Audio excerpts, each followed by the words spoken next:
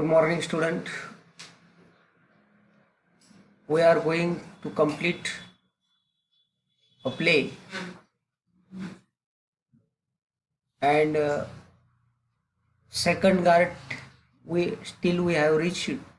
You may stand there out with those people who are in a queue.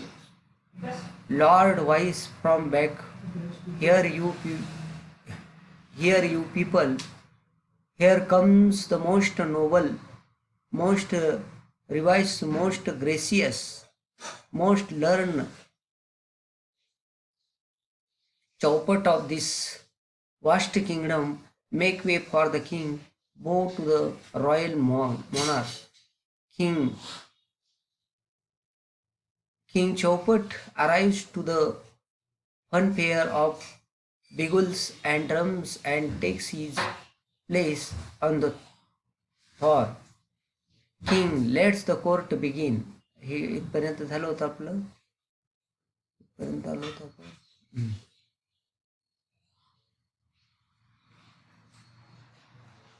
And what is your complaint? थिपचं झालं होतं. Break layer पण झालं होतं.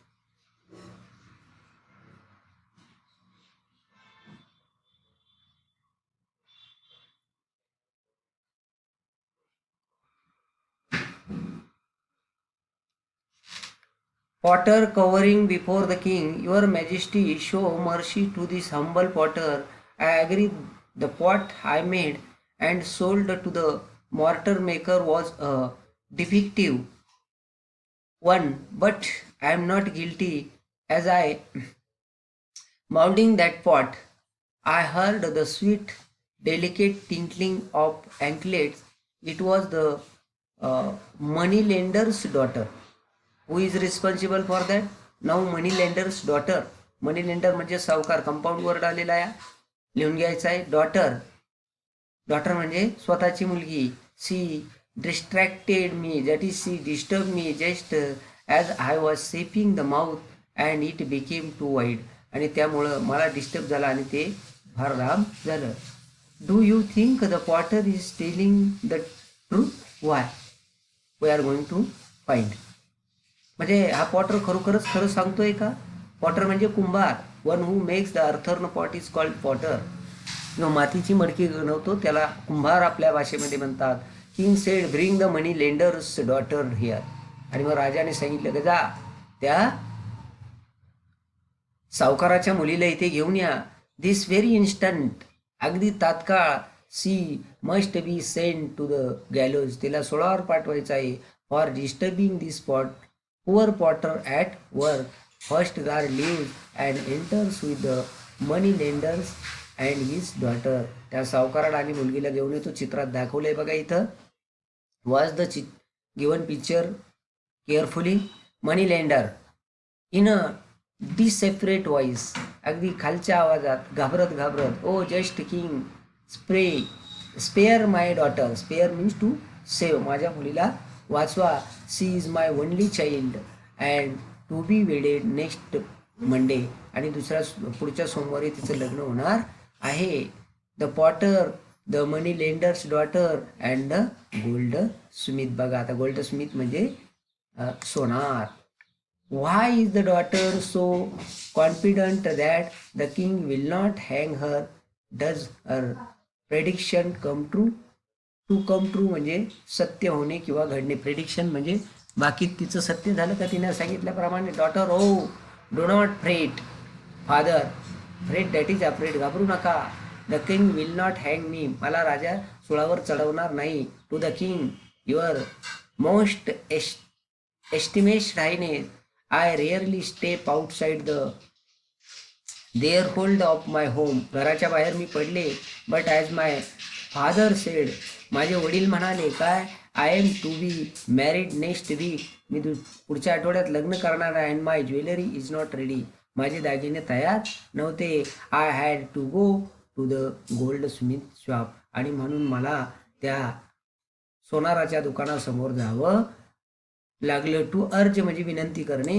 हिम to work faster and hand over my ornaments. To hand over ही phrase आहे म्हणजे बहाल करणे किंवा देणे. टू गिव्ह ऑर्नामेंट्स, ज्वेलरीला समानार्थी शब्द ऑर्नामेंट आलेला आहे. On time the potter shop is on the way. आणि त्या कुंभाराचं जे दुकान होतं ते रस्त्यावर होतं. I could not help it, मी त्याला मदत करू शकत नाही. It is all the goldsmith fault, ही सगळी चूक कोणाची आहे? सोनाराची आहे. Had he delivered my ornaments on time, जर त्याने मला माझे दागिने वेळेवर दिले असते, I would not have been forced to go past the potter shop, तर मी याच्या दुकानाजवळून गेले नसते. Is the daughter's complaint about the goldsmith true, मग त्या मुलीने सोनाराबद्दलची तक्रार केली ती खरी आहे का? The king then send for the goldsmith and without any delay he must be hang. आणि मग जा त्या सोनाराला घेऊन या असं राजाने सांगितलं. आता बघा, first part I have completed. Now we are going to write, how to write English workshop. List the characters that have appeared so far in the play.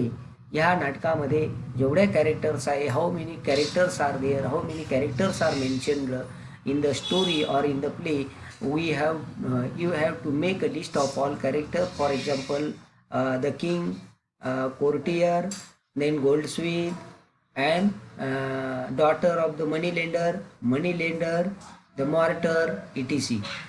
त्यांची यादी तयार करायची. List all the different titles they used to address to the king. आता मी तुम्हाला मागे सांगितलंय की राजाबद्दल जेवढी विशेषणं वापरली, नोबेल असेल किंवा ग्रेट असेल, अशी सगळी विशेषणांची यादी तयार करायची आहे. By reading the play carefully, copy the explanation from the play.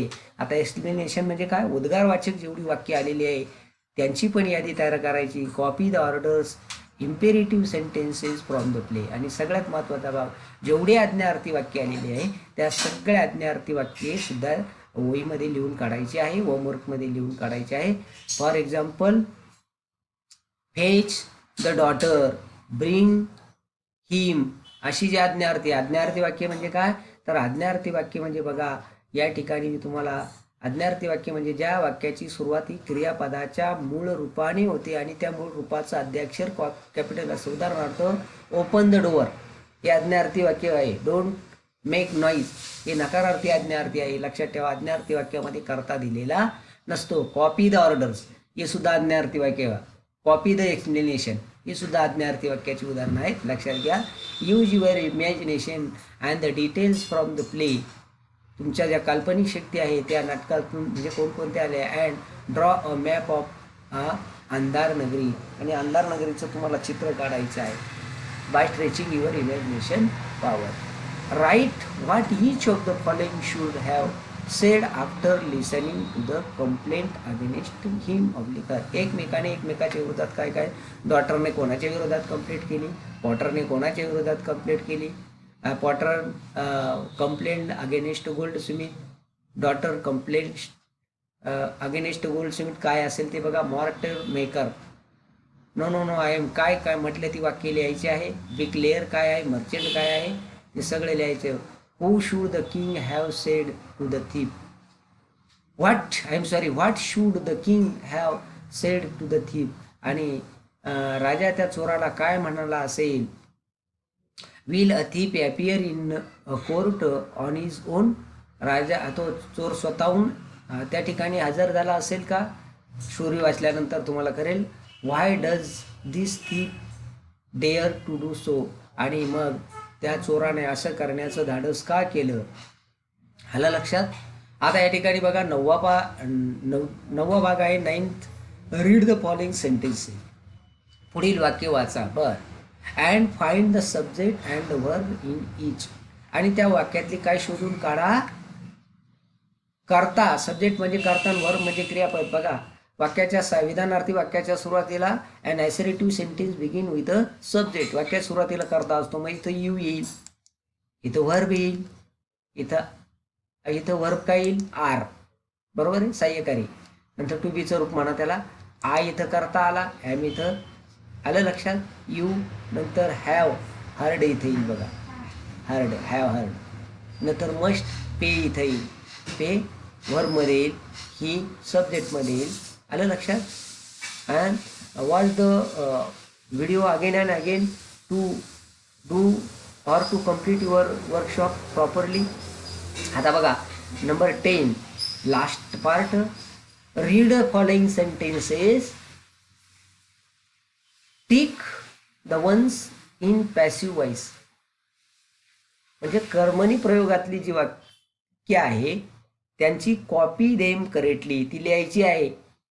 नुसती इथे पुस्तकामध्ये टिक मार्क करायची नाही. बरेचसे विद्यार्थी पुस्तकामध्ये टिक मार्क करून मोकळे होतात. You have to copy all the imperative sentences. बघा आय एम, आता बघा आय हॅव हर्ड म्हणजे याची सुरुवात कशाने झालेली आहे, कर्त्याने झालेली आहे, म्हणून ॲक्टिव्ह वॉइस येत नाही. आय एम स्पेशली इम्प्रेस्ड, कारण पॅसिव्ह वॉइस वाक्यामध्ये बाय येतो म्हणून इथं टिक मार्क केली.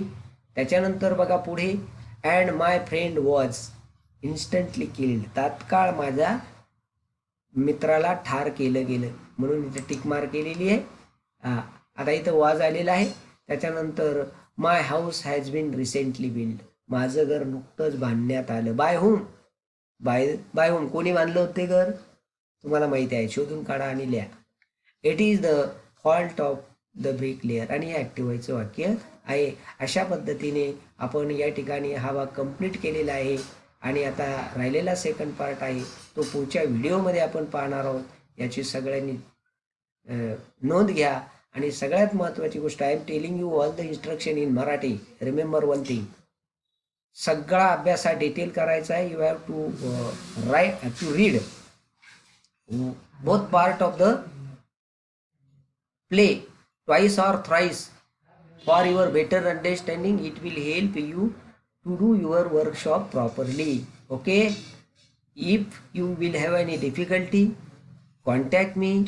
I will try to solve your problem.